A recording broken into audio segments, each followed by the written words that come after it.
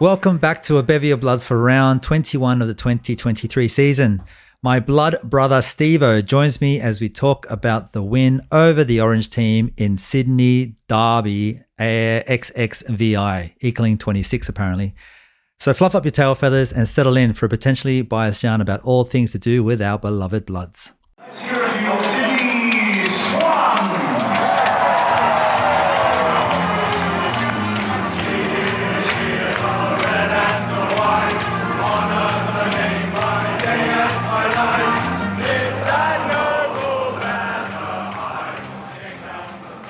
G'day there, Cygnets and Swanlings. My name is Chris and I am joined by a supporter for the red team, Stevo. Welcome back, mate.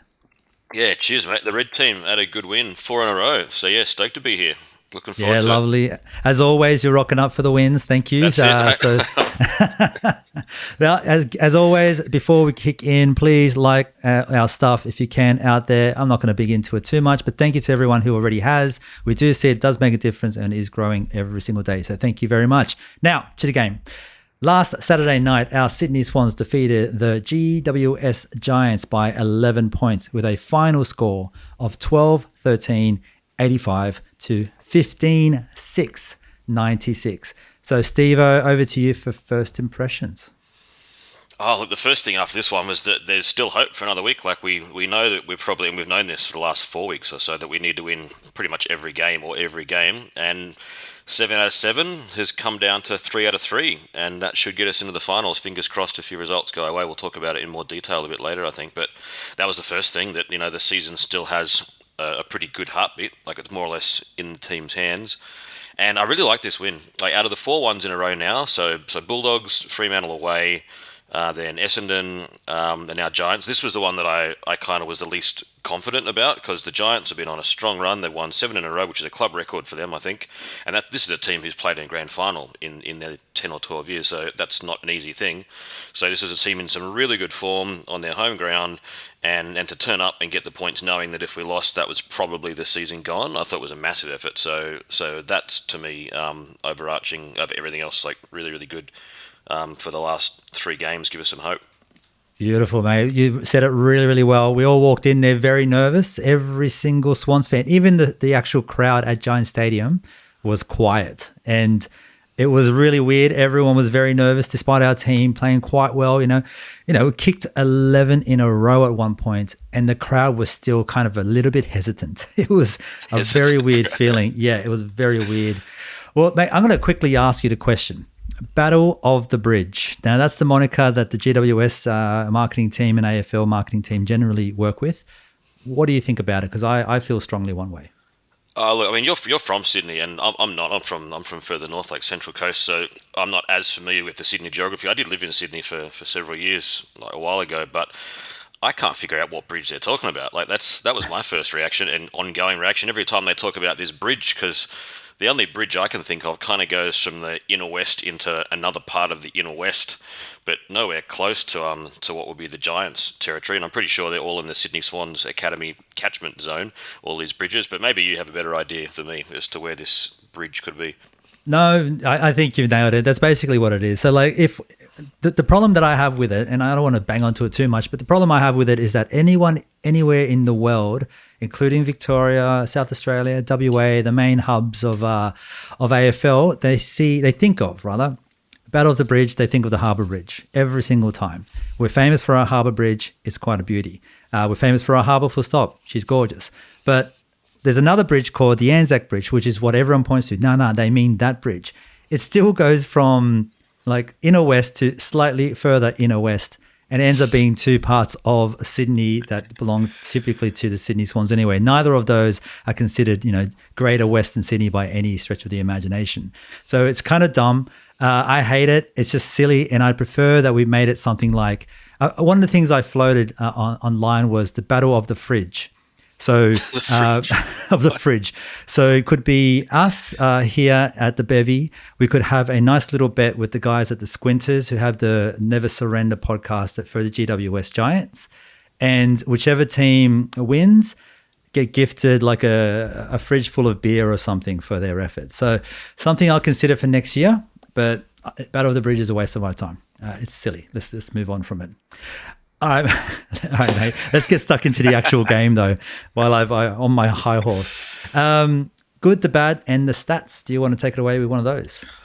Sure. Look, I'll start with some good ones. Look, it was another mature kind of win. I think we were talking 2 weeks ago. I was on here with you, and we are talking about the Fremantle game, and we talked about how they got themselves a lead. They were challenged, but then they managed to hold on, and that showed some maturity. And it was a nice turnaround from the first half of the year where we were getting a lead and then getting run down and losing by a kick or two, which was really disappointing. And they've turned that trend around, which is really good. So this was another really good one where they've built the lead, and the Giants were coming hard. I mean, a few things went their way. They could easily have snuck over the line, but we held on, which was really, really pleasing.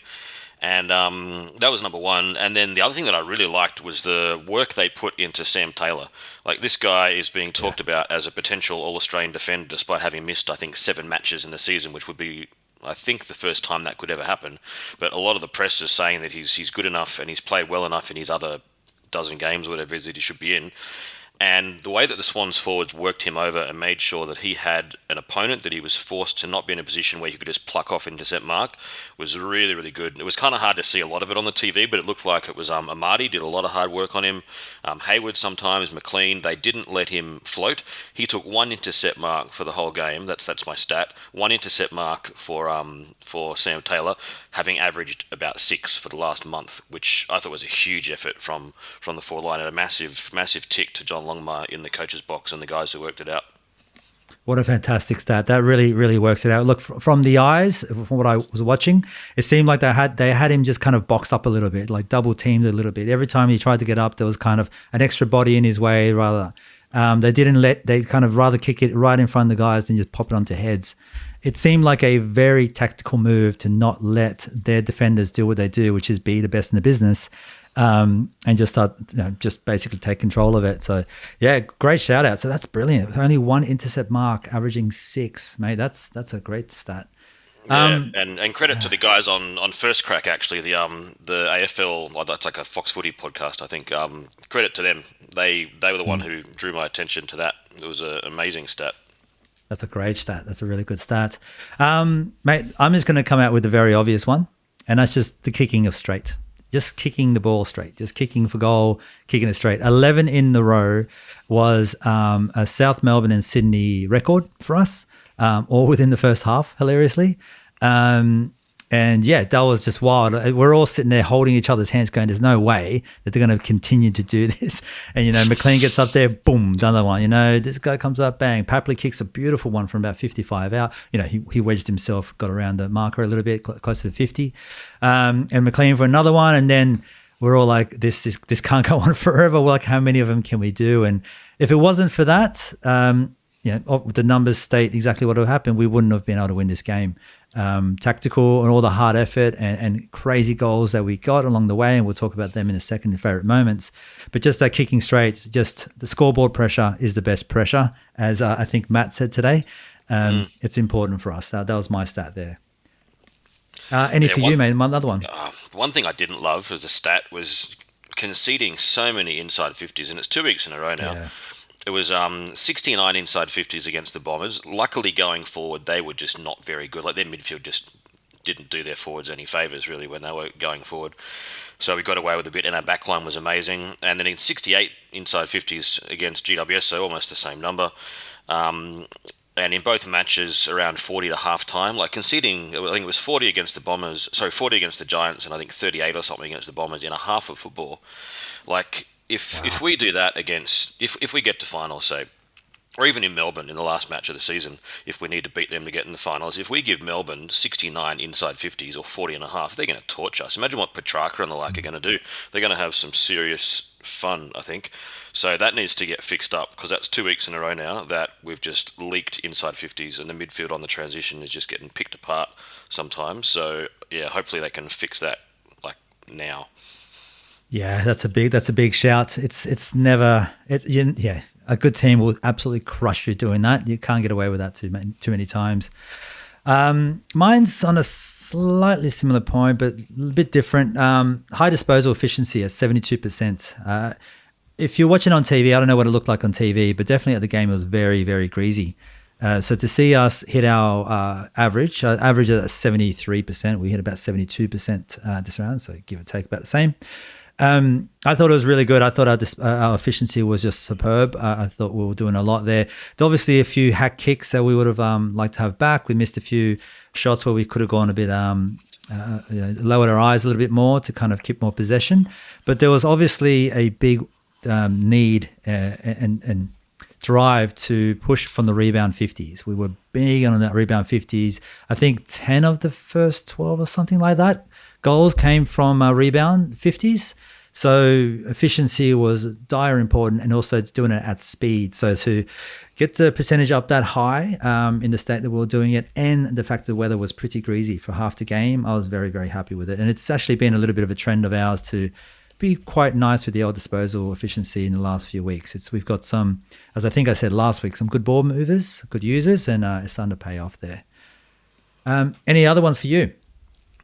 That was a big one for me, really, is just how many inside 50s. But then at the same time, and it's not really a stat, it's more just a good thing. I really liked the general team feel, like the way that the players got to each other, especially in the last quarter when it was very clear that the game was on the line. And players were really making those like second, third, fourth efforts. And I'll talk about one of them specifically when we talk about favourite moments. But that for me was something which is a sign of a team that's sort of up and about and playing for each other, which I really liked. Yeah, no, fair call. Mate, my last one there before we move on to favourite moments is similar to the one that you have with the inside 50s. GWS had 26 forward half intercepts in one half. So that's on the other side.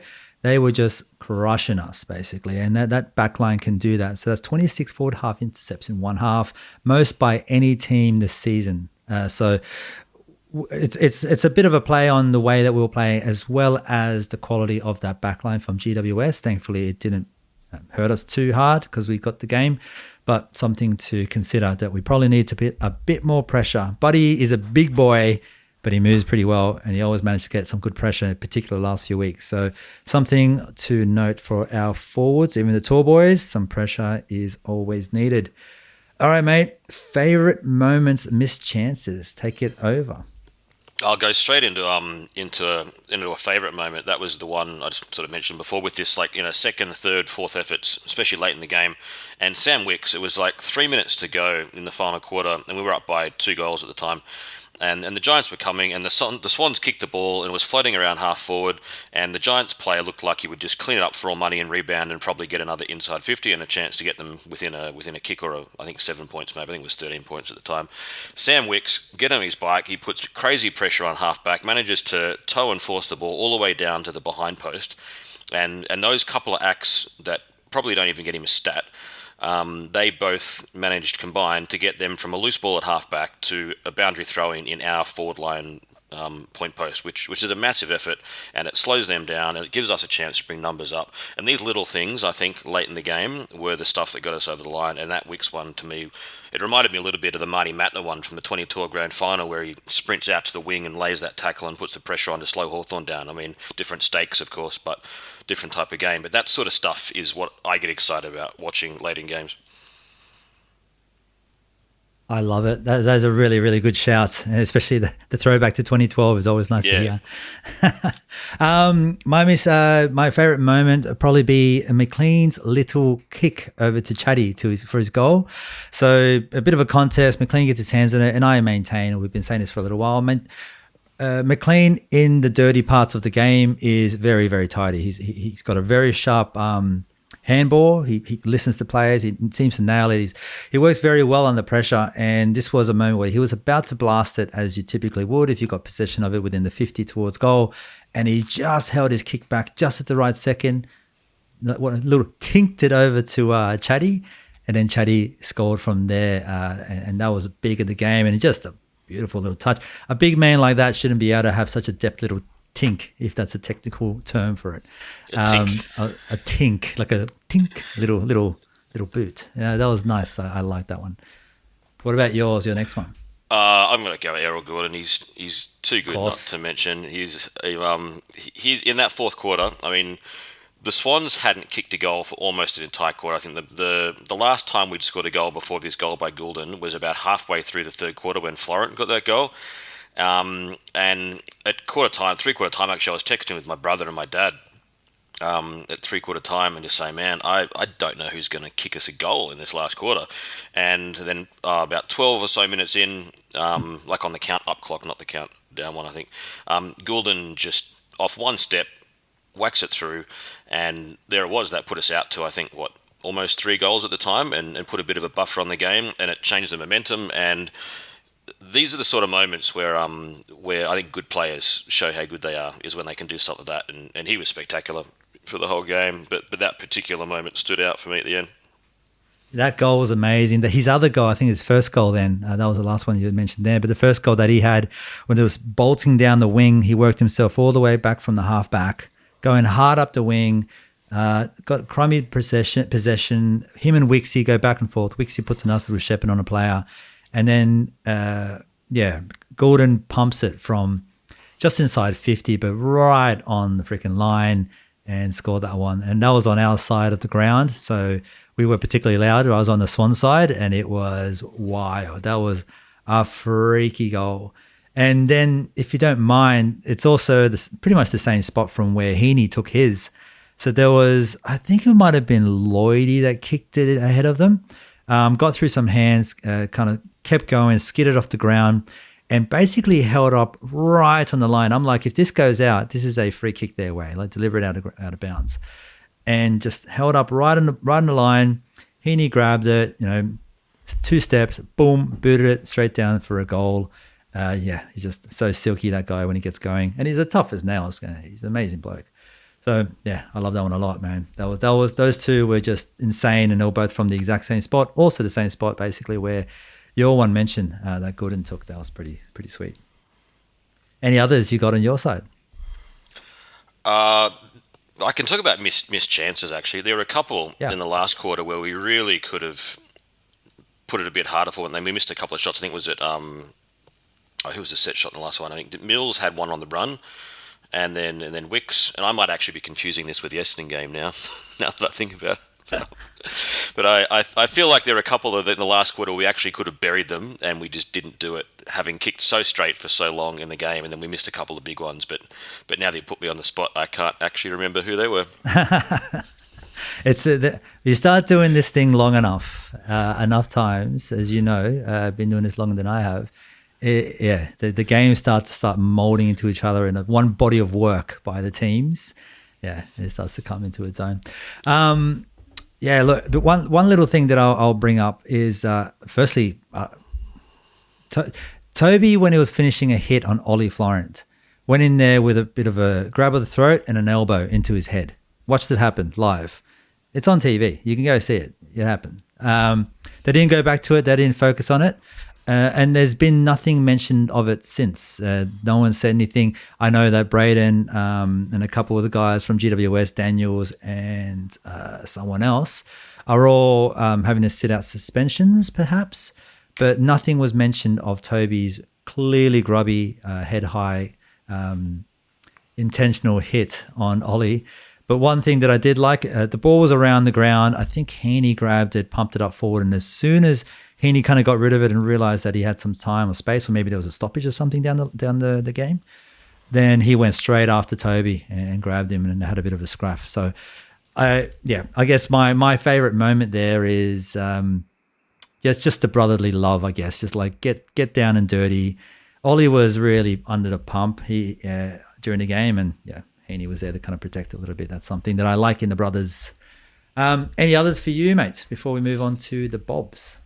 No, but I have found the names to blame for those late misses in the last quarter. One was Sam Wicks. He kicked a point late.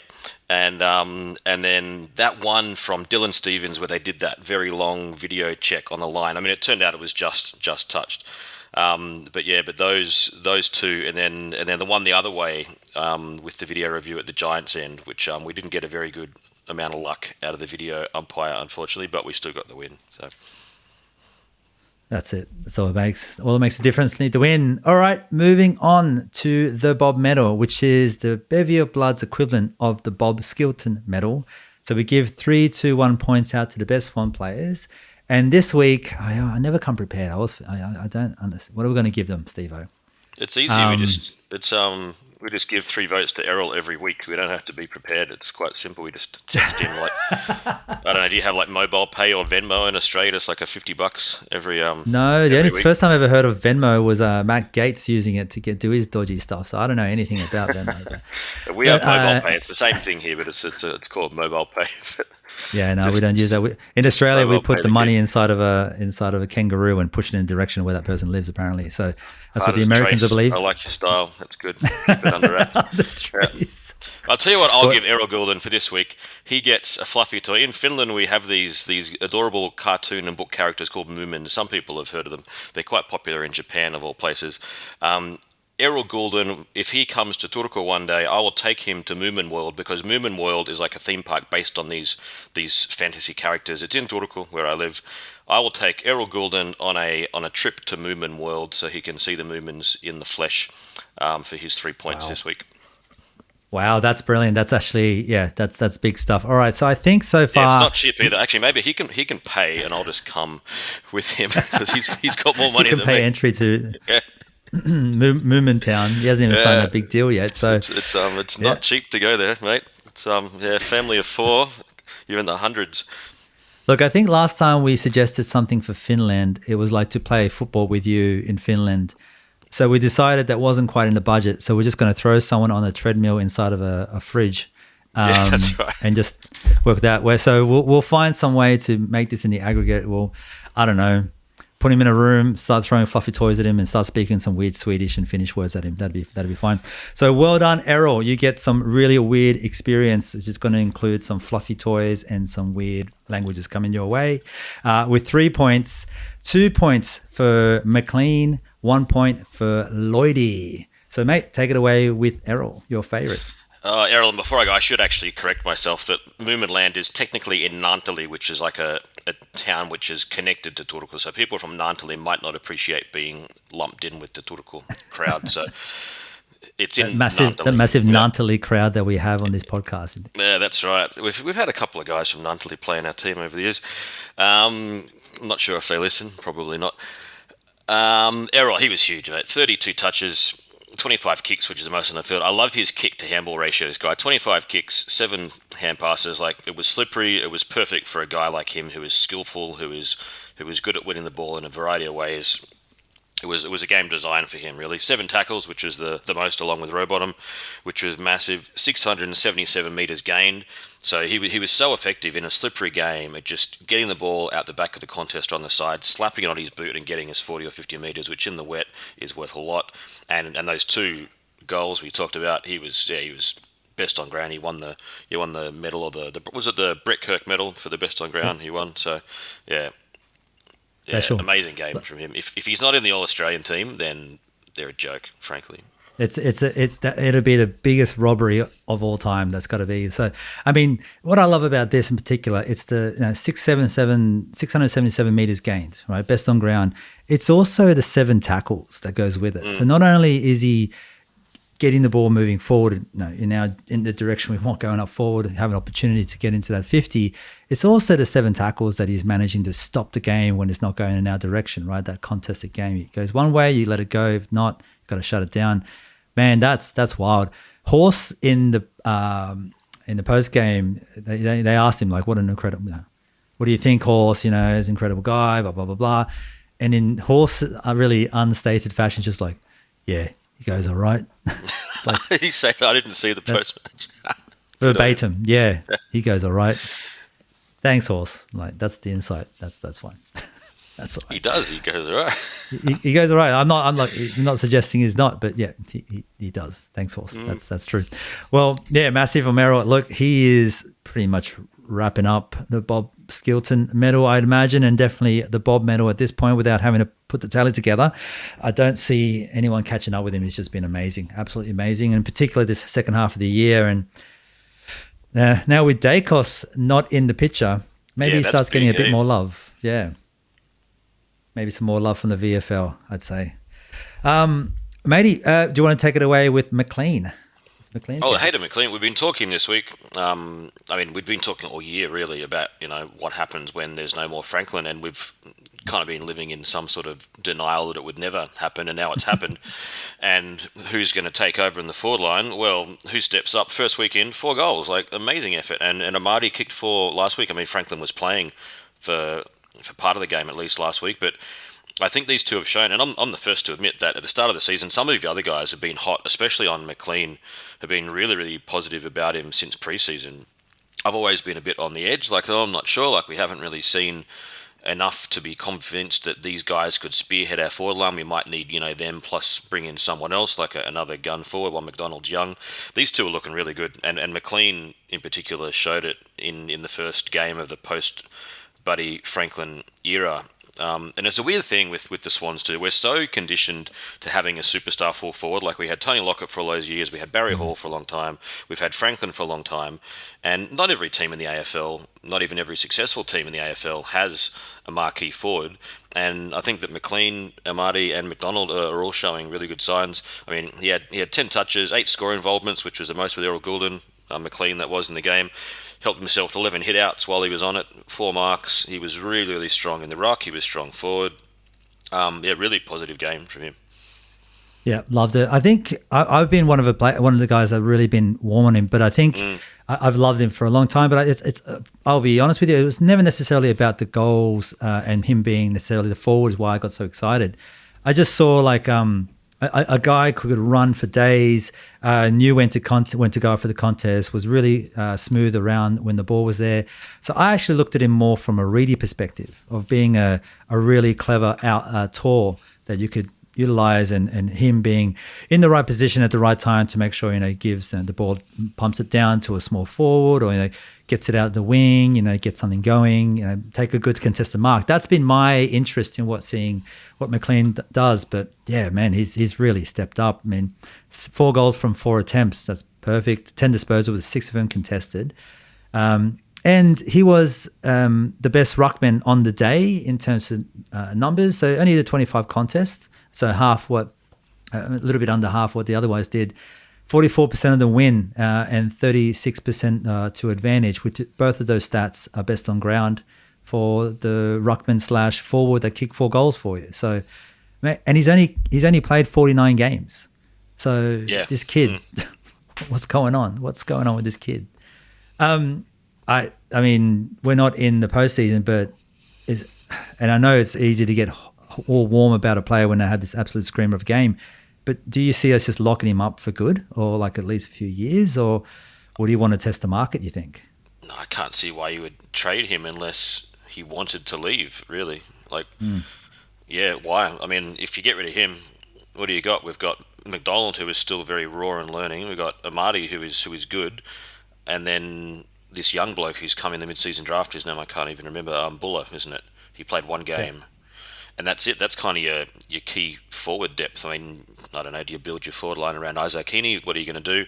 I don't see why you'd let McLean go. Really, I'd keep him for sure. Yeah, 100%. I love him, and we do have a space for him. Like we have a need for him. So yeah.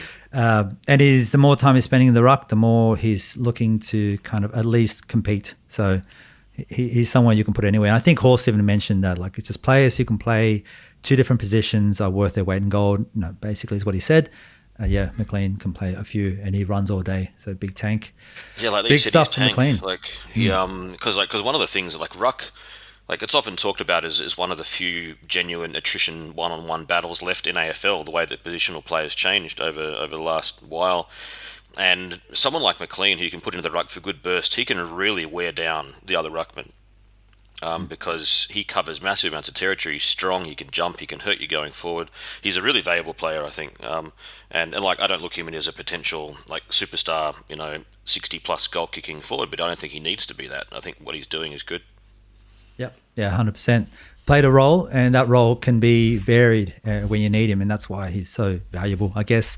And what I love mostly is like he loves the dirty stuff. So when everyone gets all like flustered and all angry, and he's just cool, calm, and collected. Even at the game when he was giving a bit of juice over to the other team, they're all getting fired up. It's just like, yeah, come on. Like, he's so chill about it all. So it doesn't look like anything phases him, whereas it's just the opposite to Amadi. Not that I've seen anything phase Amadi, but Amadi definitely goes out there to annoy just annoy players, put an extra bump in, go a little bit harder. And I love that. But between the two of them, they're really interesting characters. So maybe something to be seen for the future, for sure, for those two. Matey, all right, 1 point to Lloydie, and well-deserved there in the back line. Do you want to take it away with Lloydie? Yeah, he was great. And there were a few. I mean, we had 3 or 4 that we sort of debated over with the others on the group chat. But yeah, Jake Lloyd, I think quite a few people thought he was worth the one, and I agree, he was really good. 27 touches, 70% efficient, 666 meters gained, which was the second only after Errol. And the number of the devil, but anyway. That's right, yep. And we were playing the Giants, and the Giants do have a role on the dark side of mythology in a lot of stuff. So maybe there's something in that for those who are reading between the lines. Hang on, I'm gonna do some numbers here with his name. 1 sec.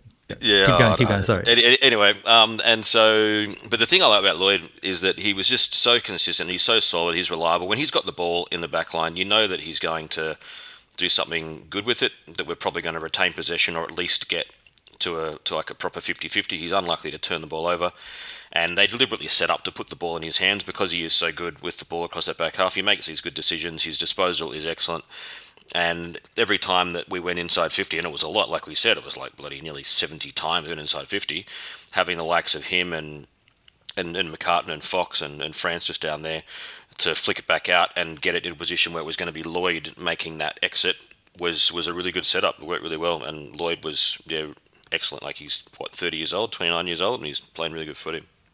He's just getting better, isn't he? Like, he's kind of transformed his game at the beginning of last season, and oh man, he's even more important to the team than ever before. And definitely when you've got players like Rampy out, you need someone like him kind of running that back line. Him and Cunners were both fantastic, but Lloydie in particular was just incredible. He gets those easy touches. There was nothing easy about the touches he was getting, I'll tell you this much. Like, he was working super hard. We were right there, and yeah, like Lloydie, oh my God. I've tried to do some funky stuff here. I know that when people think of the devil back in the old days, they used to really shoehorn some stats to try to make things like sixes and things. So I've just attempted one now. So he got 27 disposals at 70% efficiency. 27 over 70 over 27 is 18, rounded down to 18, and 1/3 of 18 is 6. No way. Yes, yep. And then 100 divided less than 70% is 30. Bang, mate. It comes down to 6 anyway. It makes itself. See? There's something in that for sure. I think you should be careful what you dig into, right? Oh no! Yeah, right. I'm going to start putting some holy water. Be cursed because we made that public. Oh well, it's out there now. it's raining as we speak in my area. And I'm surrounded by electrical equipment. And that's like heaven and hell, if it's raining there and it's blue sky here. This is all getting too much. I think we should move on. All right, we might have to cut the podcast short. Just make sure we're healthy. Plus, we've got a time limit because we're recording. The Matildas are about to play in the elimination game against Denmark, so we've got a time constriction here today. We've got to make sure we pump it out. So not only time, we've also got a death sentence. So, okay, cool. So there you go. Yeah. Lloydie is not necessarily possessed by the devil, but there's plenty of signs to suggest that he is. You did that quick too. That maths didn't take long. I spoke about him for 30 seconds and you were back with that number. So, wow. One thing I am good at is general summary of numbers. I can put them together. I don't know why. Maybe it's a little bit something in my brain that does that. But yeah, I saw that. I'm just like, oh, this is going to get juicy. So it's all happening. It's all happening right now. All right, mate. Honorable mentions. I'm going to mention Rowie, who I thought was really, really, really good, especially in the contest. Look, 24 disposals, 17 of them contested, which was the first for the Swans. 7 tackles, so it's equal first for the Swans alongside Errol, which we spoke about before. 10 intercept possessions, second behind Foxy, which is not necessarily his thing, but great to see. And just a general update on his tackles. So he's up to 152 tackles for the season. The Swans' record is 170, which is held by Parker and Brett Kirk alike in 2016 and 2005, I think, between the two of them. So Rowie only needs to get 18 more to match them, and we've got 3 games to do so. And he's been averaging about just 7 and a bit now, but it was closer to 8 earlier in the season. So he's got a pretty good chance of taking over, and he's been working pretty hard to make them happen. So, yeah, Rowie, mate, do you want to make any mention of Rowie or along the way? No, in a game where it was a very suited game to Errol. It was suited to Rowbottom too, because what he's really good at is that body pressure and that slowing them down, and he did that. And in a game where we were getting cut up through the middle when they were moving the ball, when it was in tight, he was doing really, really well. And I think that we're going to see that in the next couple of years, as Parker gradually takes less and less of an inside role, that Rowbottom is now starting to look like a player who will really be able to step up into that, and one that we should also definitely be keeping going into the future. Yeah, 100%. I've said for a while, I think he's got the biggest upsell, like in just the form that he's playing in that role, that really, really tough role. He's learned the defensive part. He's starting to work on how to get his hands on the ball now. 24 disposals is an example of that. And it's just started happening the last maybe like 10 weeks. He's really, maybe less, maybe 7 weeks, 8 weeks, he's been focused on getting the ball as well as just putting those tackle pressures on.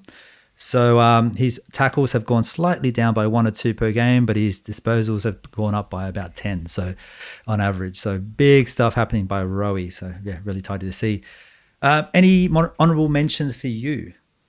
I'm going to say the whole back line, like all of them, all 7 of them. I know Lloyd already got a mention, but the whole lot, they were so strong. And when the ball's coming in that much, the work that they did to nullify it when it came in and then to get it out, I thought was huge. Like the back line was, if I could give a best on ground just to the back line, I would, because they were that good. Yeah, that's a lot of trips to Finland. I don't know if we've got that in our budget. We don't have much in the budget, to be fair. No, now that we've agreed that they're paying for it all and I'm just the guide, I think we're fine. Okay, yeah. You know what, we might come along. Sorry, maybe I didn't say that. They're footing the bill for this. These guys get hundreds of thousands of dollars. Even on the dodgy exchange rate to euros, it's still not bad. All right, there you go. This is going to be a bit of a surprise to him at the end of the season when we give him an invoice, but we'll figure it out. Get a bill from the bevy for their trip to Europe. I'm going to make a quick little shout out to Aaron Francis. So you did mention the whole back line, and I'm not suggesting that Aaron Francis necessarily was the best in the back line. I will point that out there. But it wasn't amazing, but he definitely deserves his chance. Like, he was really good, in particular in the first quarter, in the first half. A couple of fumbles along the way, granted, and there were one in particular was costly, but he was very wet, so he was doing what he could do there, I think, and 8 intercept possessions, and he had 3 1-on-1s and lost none of them. So he was up against Brown, which is not the greatest of all of them, but definitely an AFL level forward, and he did a fantastic job. So would rather have Rampy out there all day, every day, granted. But Aaron Francis was getting it done. And I did notice on the traps out there in social media world that a lot of people were suggesting the same, although they haven't enjoyed having Francis on the team, saying he's not quite there. They did mention that this was probably his best game that he played, and he was very serviceable. So it's nice to hear that there is a little bit of love going to my ginger prince. All right, mate, do you want to take it away for some others there? Yeah, and Francis too, I think in the first 10 minutes or so, he must have had at least 3 intercept marks, I think. He did have a bit of a clanger as well, but he's doing a really good job back there. I thought he's been pretty solid, actually, whenever he's played, to be honest, but this was his best game for the club. Yeah, we have a very divided bevy of people who suggest he's no good. The other side saying he's fantastic, and there's a bunch in the middle going, keep me out of it, I don't want to get involved. So. Yeah, and it's not fair on the others because we're both in the pro-Francis camp, so we're not really giving a balanced discussion of Francis, but I like it. Luke Parker, he's a beast every single time he just turns up. He loves playing the Giants. He throws himself in everything, and again, him, like Rowbottom, he was a big part of slowing them down in and around the ball, like not letting them get a lot of quick stuff out of the clearance. Luke Parker, massive game. And then Mills too. I thought ever since he's come back from injury, he's been playing in different positions. His role seems to be shifting. It's hard to get a read on Mills. He was really strong as well. He was another one that I liked. Yeah, those 2 good shouts. Neither of them doing anything particularly sexy, but hard working for them both to get the game on our side. Great call out, mate. All right, let's kick into the post game. So that's the standings and the ladder implications and our games coming up, mate. Do you want to take it away? Well, let me kick off in the ladder.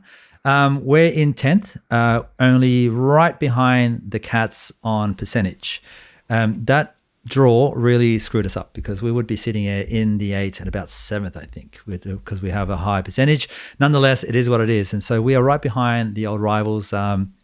And what it means is we need to win. So, mate, do you want to take it away with the road home?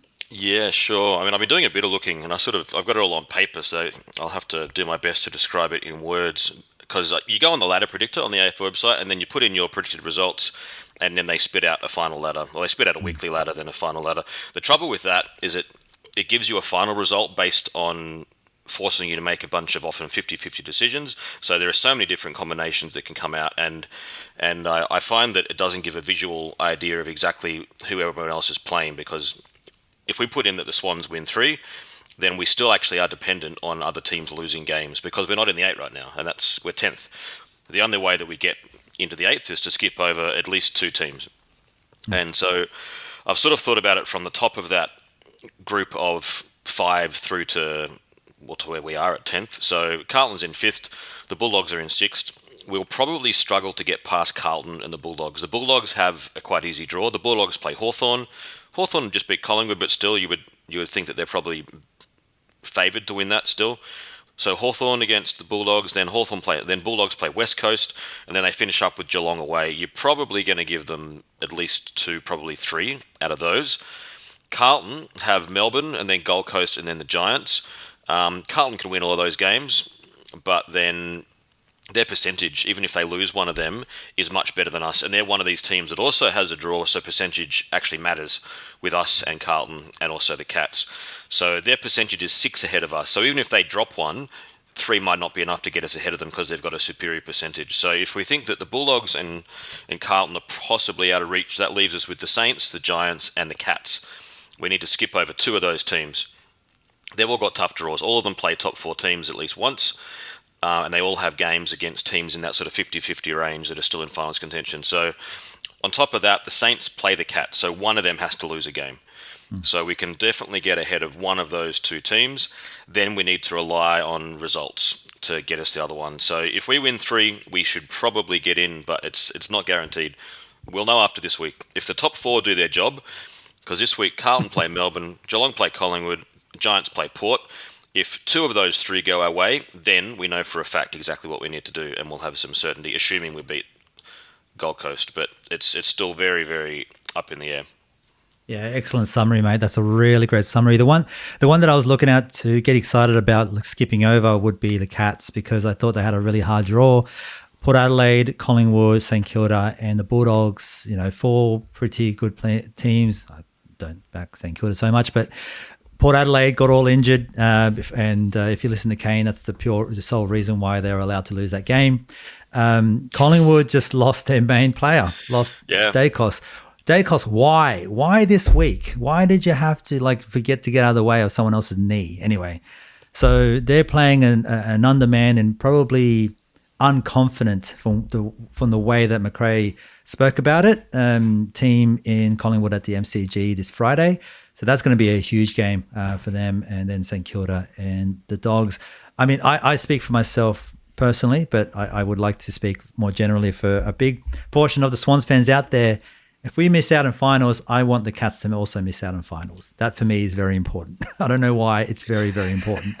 So yeah, I'm booing the other teams, the Cats, as much as I am excited about our team. So yeah, we'll find out next week. They got the Cats have got Collingwood, Saints, Bulldogs, and then of the other 2 that I mentioned that we're trying to chase, St Kilda has got Richmond, Geelong, Brisbane away. Giants have got Port away, Essendon, Carlton. So they've all got tough draws. I mean, it'd be unlikely for all of those teams to get the wins that they need to get in, just because of who they play. But then we play the Suns and the Crows and Melbourne, so we've got a tough draw as well. There's no easy draws in that group of 5. Yeah. If anything, we've got probably numerically the lesser of the draw, but that's just not saying anything, is it? Because we know that all those teams, Crows beat Port Adelaide, who were coming second at the time. Gold Coast put it up. They beat Brisbane, who was now coming second. Yep. So, like you mentioned, any team is a bit tough, honestly, with the exception of West Coast. So, and even them, they took the Bombers down to the last minute or so for one point. Yeah, they did. So yeah, it's all getting really hairy. It's a very exciting season, but it also comes with a lot of nerves for us. I haven't been sleeping very well. This season's actually starting to take it out of me. So I want it to continue, but it is a tough life. You just need to win. Like that's it. Like it's at that stage where all you can control is your own team. We need to get 3 wins, and then a couple of results go our way, and then that's all we can do is That's get football. those 3 wins. Yeah, it seems like it's tighter this year than even last year, and last year was tight. It's just nuts. Like it's Yeah, we don't fun. need a wild card round. We've got an entire month and a half of wild card round. Yeah, Like come on. I know. That's the exciting. That's what I love about the whole idea about this. Like, no, there's a hard cutoff. There's no second chances in this. Like, it's bad enough that the bottom two teams get in, granted, but what I'm saying, suggesting is 7 and 8. Like, even with them being in, they don't necessarily should be in there. It should be best of 6, but I can understand why they do it because there's money. But Yeah. I think final 6 would yeah, be enough. I think yeah. in the AFL, if the top 6 go in, good. Yeah, 7 and 8 is effectively the wild card. Please, for the love of God, do not make it any more than that. That's just a waste of time. Okay, so let's get stuck into the game ahead. We play Gold Coast this Saturday afternoon at the SCG at our second last home game of the season. And a day game, which means 100% of Sydney will be bringing their children, as 100% of the guys in our group definitely are. So, Stevo, what do we need to do for this game to get over the line? The Gold Coast, they're in a tough position because they're 6 points out of the 8. I think that's right. Yeah, they're on 36 points, and then eighth is 44. Yeah, so they're two clear wins. Sorry, they're not 6 points. They're 8 points out of the 8. It's highly unlikely, but not impossible. But really, it's not going to happen. I mean, their last game is against North Melbourne. You think they'll win that, but they play Sydney away, then they play Carlton. They've got a tough run home for the next 2 weeks at least. They'd need to win all 3 of them and then hope for a whole bunch of stuff to fall their way to be in the 8. So they're probably not going to make the finals. But what they are on track for is their best ever season as a club in terms of wins.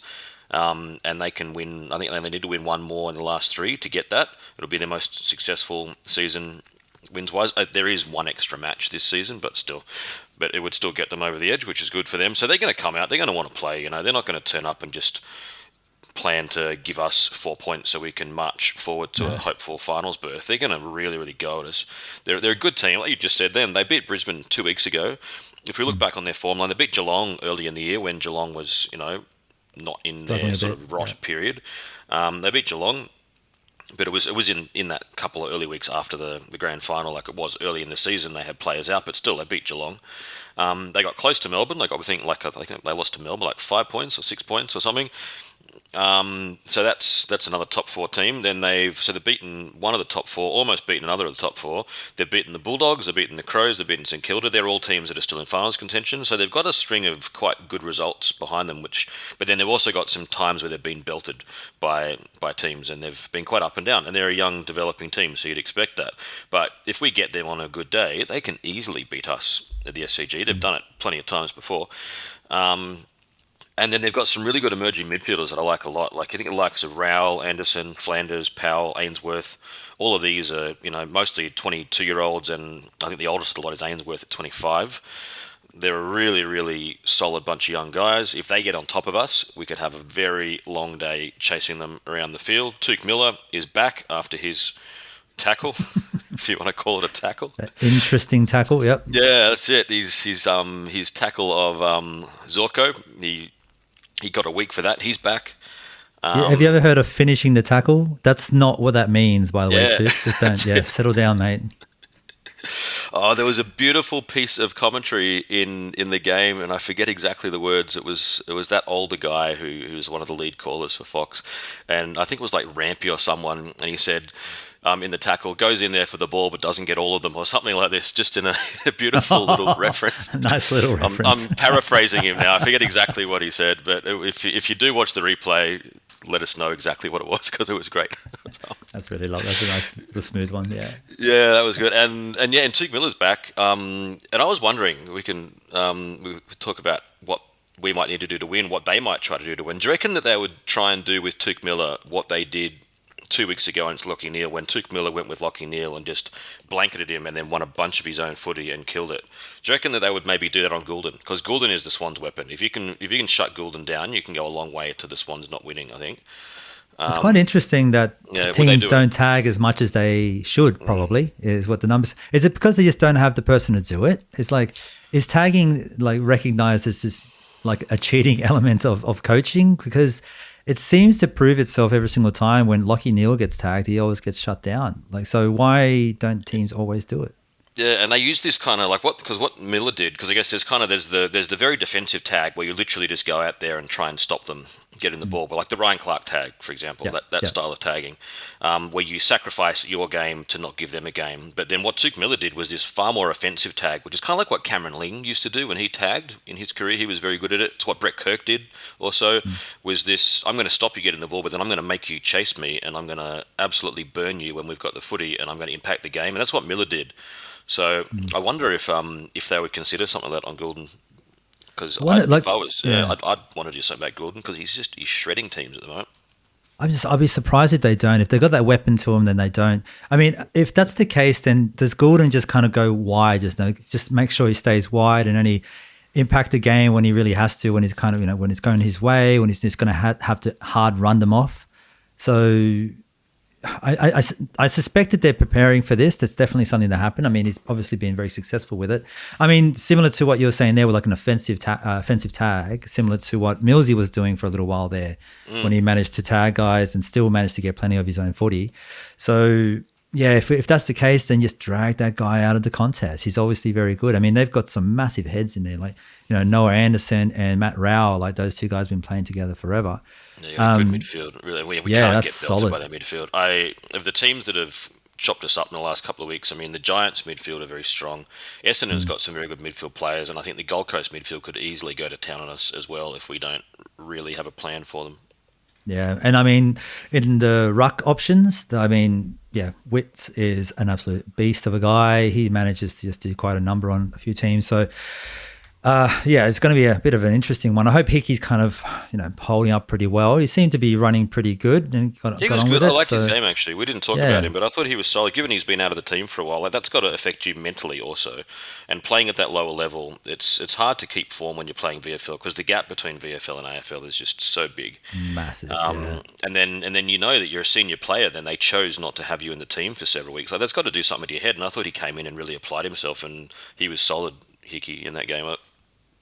Yeah, I mean, even Horse was talking about is like, in this week, and they were asking what about the selections there, and it's just like, well, we just had to. Buddy was out, and when Buddy was in, it was just too many talls, and he was the last one to kind of come into the fold, and now it just made sense. Buddy was out. Yep, first choice is Hickey. So it seemed to be a tactical approach to it, and I don't know what it's going to be like this week, whether we do that or we kind of maybe go a bit more contested and just start slamming these guys, because guys like if we're going to swap tags, for instance, like Matt Rowell is someone, or Noah Anderson's definitely people that we want to tag, but who's going to tag him? Is Clarkey that kind of guy? He's not big enough to do that kind of stuff. He's better off tagging the spicy little halfbacks and the smaller outsiders and stuff. So, yeah, we won't be able to share them, but Rowie, I know, has sat on a couple of players before, so maybe that's something we can look at. But if we share in tags, if you were to shut down any of their players, just assuming that Touk's going to walk over to Errol and shut him down, or try to shut him down anyway, we hope, who would you be sitting on? Which of those players would you want someone of our guys to be sitting on?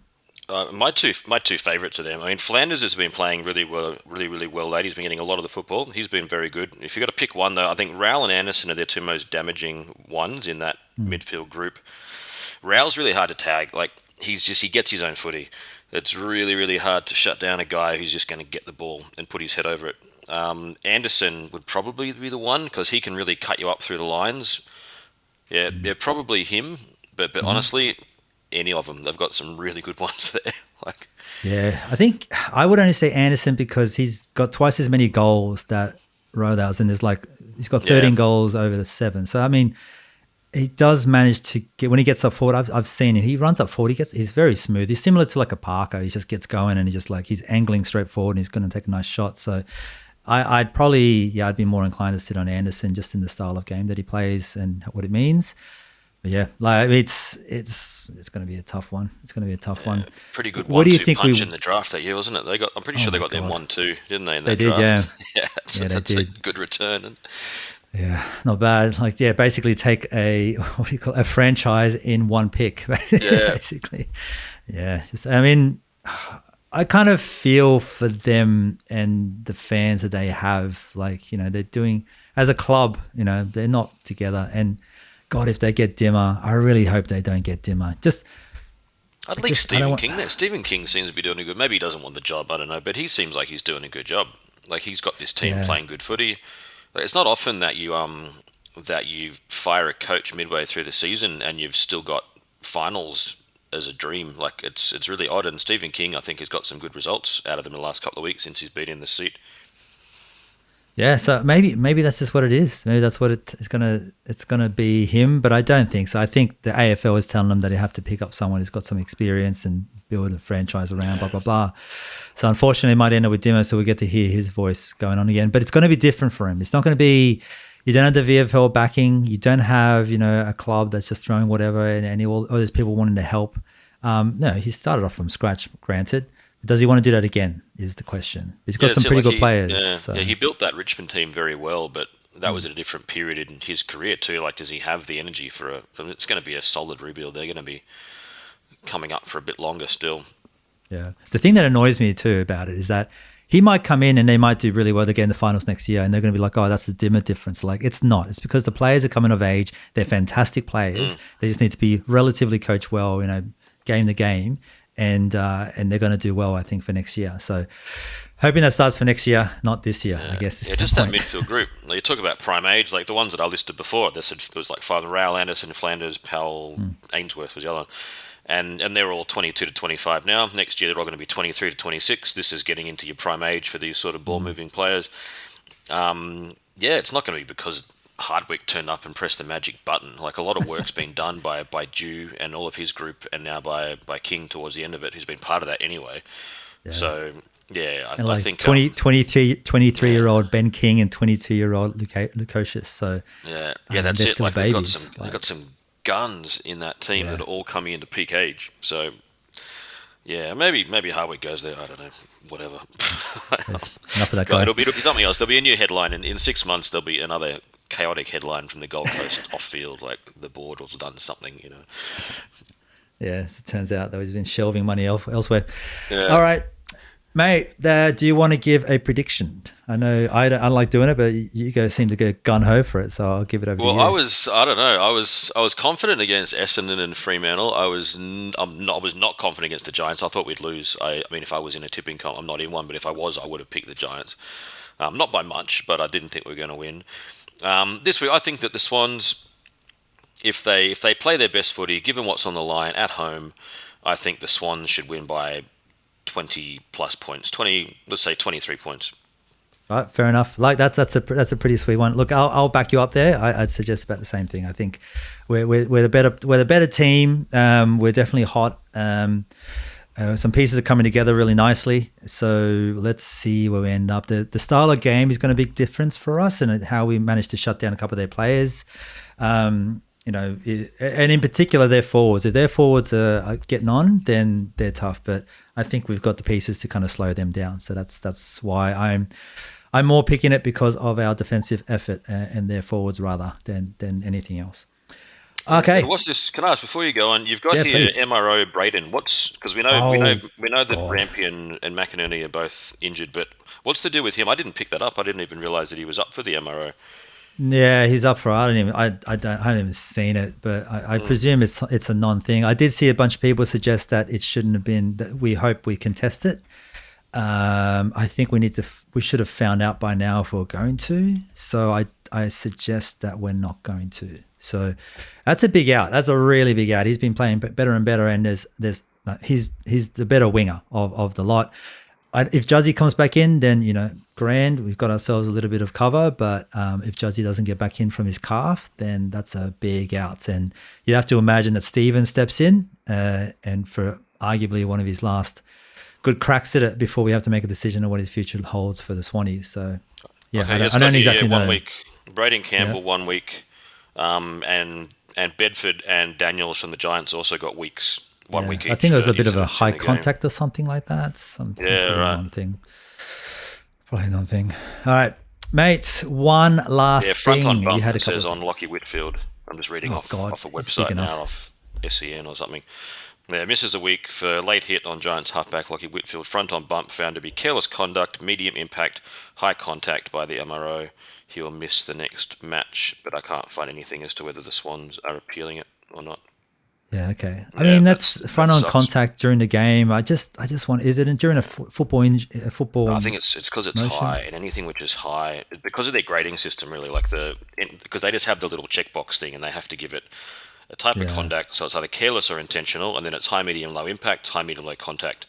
And if it's intentional, like you pretty much have to punch someone in the face for it to be intentional conduct. It's almost always Oh, careless. you mean like that Toby Green did on Ollie Florent during the game, and he's got nothing for it. Like Yeah, something like that. That kind, Yeah. that kind of thing. I don't actually remember what you're talking Exhibit about. But yeah. A. Like we Sounds like saw it, something and you that's would why do. I'm dirty as hell. I'm so dirty Yeah. as hell about it. Yeah. And then medium impact, high contact, and so the fact that it's careless and then only medium, but then high contact, that probably gives him the 1 week.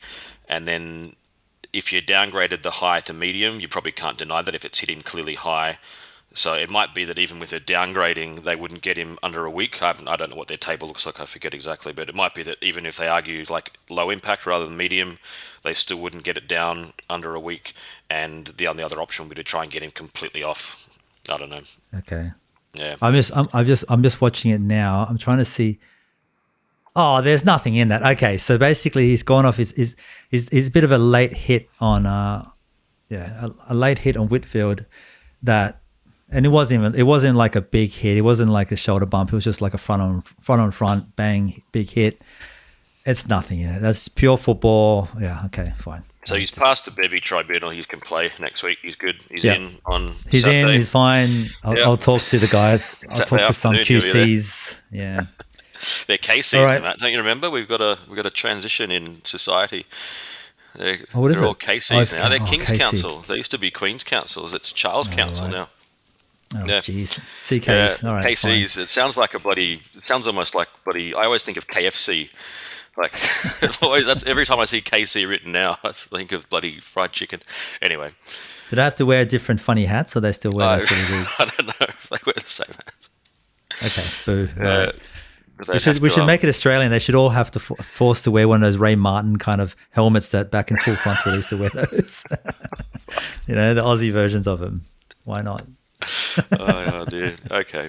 Well, we've had some sidetracks today. I mean, this is what happens when you're on a time pressure with the Matildas. You get, Oh, that's right. Look, you the get game silly. starts in about 15. Let's go. All right. So look, we got to mate, finish it up. one last thing. What have you got? I got a couple. First of all, we've got after a summer break, because it's summer in the northern hemisphere, a summer break in Finland for the Finnish AFL comp. We're back, so we've got Turku versus Helsinki in Helsinki on Saturday the 12th. So this Saturday it starts at 2:30, I think. So if you're around Turku, come down and check it out near the big Olympic Stadium. You'll see us running around there.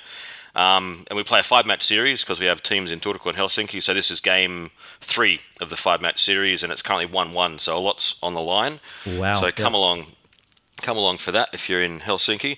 And the other thing, speaking of Finnish footy, we sometimes watch games with some of the players from the team, like from our team. We get together and watch an AFL game to sort of to get an idea of how the 18-a-side, because we play 9-a-side here, so how the big field works and different positions and the players and stuff, and it's always a fun get together. And a couple of the guys, like we got a bunch of Finnish guys in the team. We've got an Irish guy, we've got a Brazilian guy, we've got a couple of Estonians in the team, and a couple of them have said, why do your commentators have so many weird different ways to say kick? And I thought, what? And I'd never thought about it. And I thought, okay, maybe you're right. So then over the last couple of weeks when I've been watching footy, I've just been jotting down every time I heard a weird different name for the word kick. This is a list I've got. And you added one to it. You said tink before. Tink was not on my list. You said Hayden McLean tinked it to Chad Warner. So that's another one. So I'm going to read through. Listen to this. Different ways to say kick in Australian football: carve, spear, float, stab, massage, pump, caress, skid, steer, guide, hoof, boot, launch, belt, wallop, poke, dribble, bomb, chip, hoik, tink. There you go. All of those words mean kick. That's my last thing. So I've always heard that old saying, there's 99 ways to say ice in Alaskan, apparently. Yeah, in Inuit. And then we've got, like 40 different ways to say kick in Australian football back in Australia. So Yeah, and I'm sure there's more. These are just the ones that I've heard. I'm not making these up either. These are literally ones that I've heard on like broadcast in the last couple of weeks. So that's awesome. All right, we should kick this off. Yeah, okay. All right, well, hoof is one of my favorite ones there. I like it. Well, look, that brings us to the end of the episode on that little note. So thank you so much for listening in. As always, please like and give us a little thumbs up wherever you see our stuff. We appreciate it. Until then, we'll see you at the SCG on Saturday against the Gold Coast alongside all of our mates' kids or toddlers running around. So until then, up the Bloods and can you Swannies?